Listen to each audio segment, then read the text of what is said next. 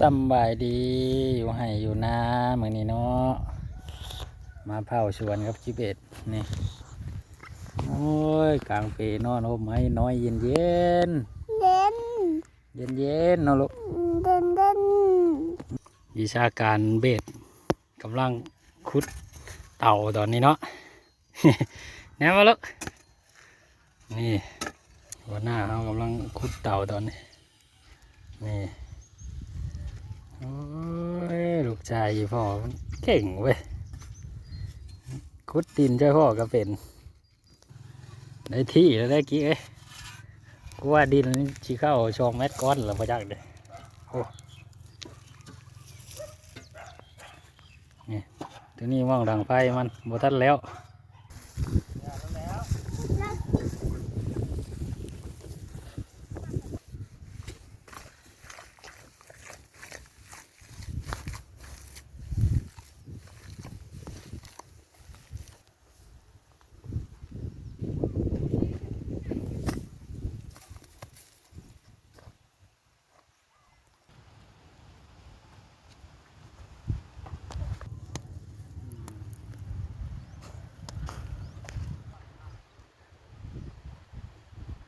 นี่